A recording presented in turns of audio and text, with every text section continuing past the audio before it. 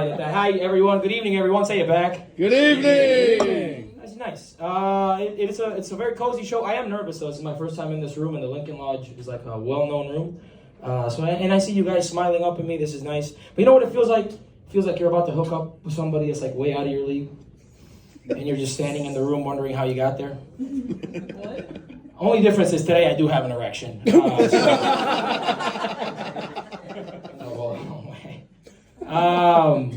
I watch a lot of YouTube in the mornings. I don't know if you guys know, like, if your video is long enough, you get ads not only at the beginning, but also at the middle at some point. And it gets really annoying. I was watching a video recently called 10 Things You Don't Know About Shrek. Because I keep up, guys, I keep up. But in the middle of the video, this wild ad popped up that said, "Did you know that men can have multiple orgasms?" And I was like, well, not if you keep interrupting this video. Good evening, everyone. My name is Marcos. Let's do a few things. I work a very corporate job, so I'm used to doing like agendas and stuff, so I'll just let you know what's going to happen today. I'm going to tell you a few stories about myself, then I'll try some new segues for my jokes, and you guys will tell me if you like them or not. And then I'll do some rapid-fire jokes, some intrusive thoughts I've had over my life that are just weird, and people don't like it because I have a baby face, but I still have these thoughts. And then we'll keep it going. You guys ready? You guys want to do that? Yeah! My name is Marcos, and I am from Puerto Rico. I'm half black and half white. My mother is a white woman. My dad's a black man. It just means my mom can take it like a champ. That's awful. His mother is here, isn't she? Didn't he say? I'm never going to say that joke again. I'm so sorry. Being half black means I can only say half the N-word. So what I'll do is I'll get together with my brother to sing rap songs, and we'll just divide the words up between each other until he slips a hard R in there. This gets ugly. I am also from Puerto Rico, so it's a beautiful island in the Caribbean. I don't know if anybody's ever been. I always tell people they should visit. Christmas. You're going this Christmas? It's nice. Hopefully you don't get a hurricane. No. You won't say it's fine. It's fine. It ends in November. We're good. But it is actually a thing that people are scared of Puerto Rico because we get hurricanes. Some people are, and it is a very scary thing. When I was in 2017, a hurricane left me and my family without electricity for 3 months, 100 days. So for 100 days, there's not much to do. All I really did was meet my neighbors. I go out. And there was a neighbor I had 90 years old. We played cards every day. His name was Chenny. And we played cards every day. He'd always kick my ass till one day he couldn't. Like, he would just lose the game at, like, the last hand. Like, he didn't know what game we were playing. And then I realized, oh, my God, he's developing Alzheimer's. And I got really sad about that. And he looked at me and he said, "Hey, man, do you want to play another game?" I was like, "Sure, let's put money on it this time, though, you know?" Coming for the house, old man. No, but I did this recently. I went to see my parents, and my parents are empty nesters now. I don't know if anybody here have empty nester parents? Like, they don't have anybody in the house now. It's cool, but it is. Oh, yeah, I didn't let you clap. I asked, and I didn't let anybody clap. Whatever. I'm gonna keep my story going. But they are empty nesters, and that just, to me, it just feels like there's no rules anymore. Like, I went and visited, and I went to ask, "Hey, what are we gonna eat?" And they're like, we don't cook anymore." And I was like, "What?" And so I opened the fridge to see what they had, and they had nothing but sparkling water. And my parents have never drank sparkling water. What? Huh? Sorry, you got something to say? Sorry. I'm kidding. Your turn. Now I'm asking if the sparkling water is Perrier because any others are unacceptable. How do you say it? LaCroix? Perrier. No, LaCroix is the new one. That's the one the kids are drinking now. Is that sparkling water? Yeah. LaCroix is American, so you don't have to say it in the French way.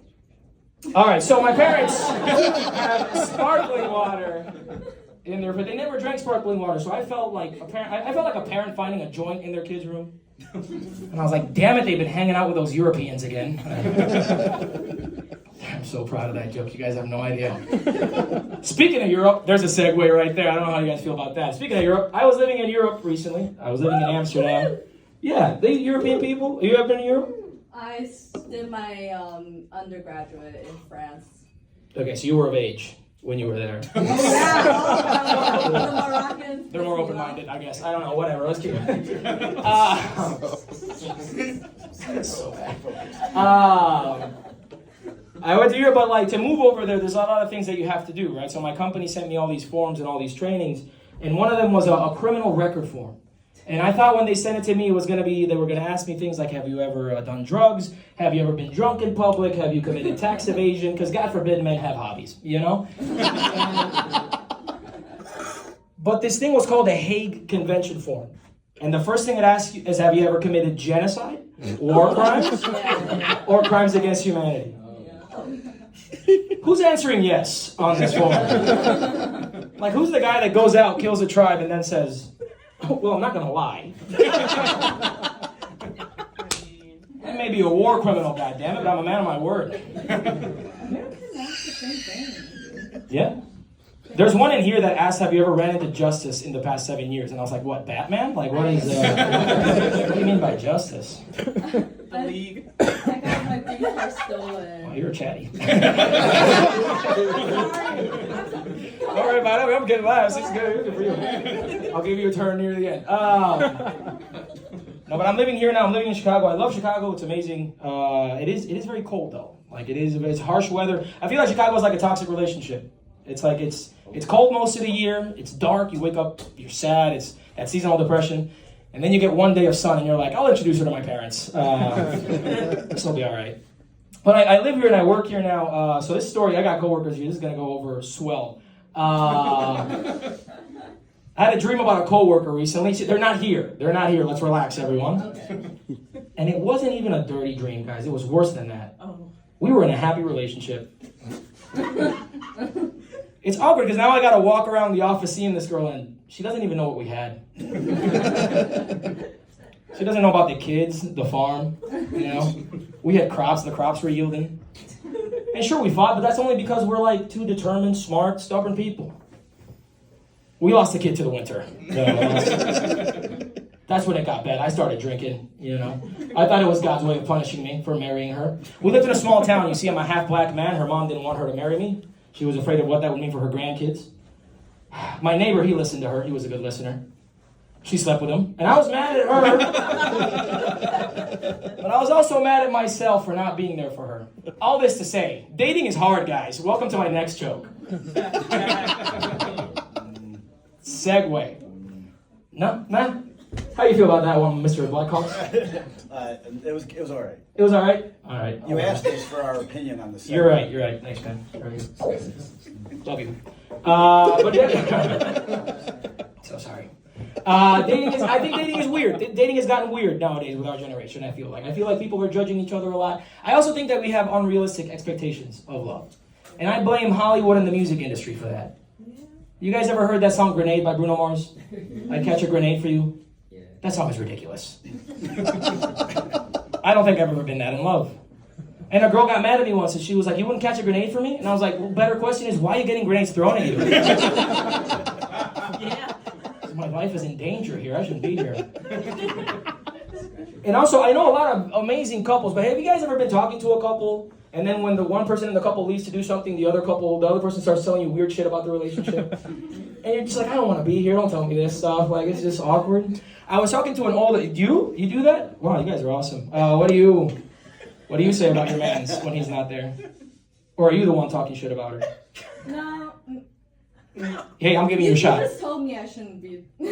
Go for it. No, I just tell my friends, like, oh, drug daddy's this, drug daddy's that. Your drug daddy? I'm not addressing this. We're done. We're done. What's going on right there in the middle? You should get up here one day and do this, man. I'm actually dreaming sometimes. You got her young. You could have just taught her whatever you want. I mean, okay,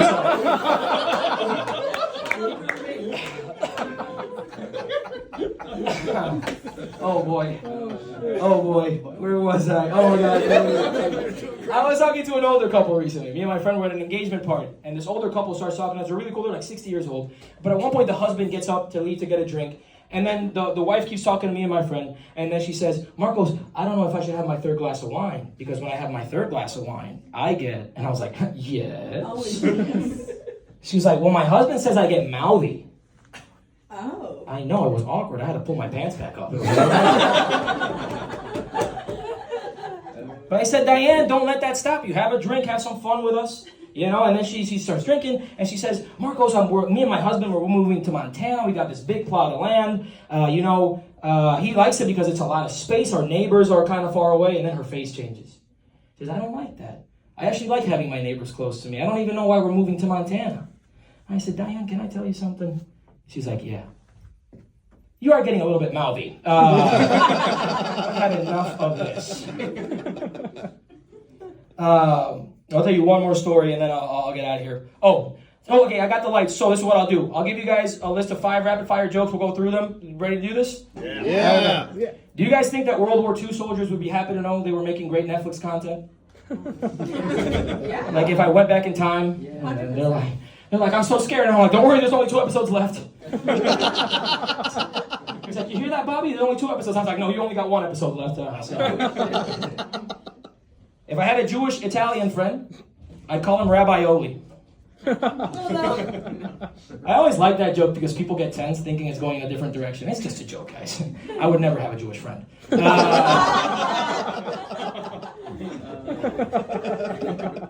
I made a movie about white slaves, I'd call it Whipped Cream. That's my last. I'll just do one more. I had a friend recently tell me she was going to stop waxing because if men don't have to wax, why should she have to do it?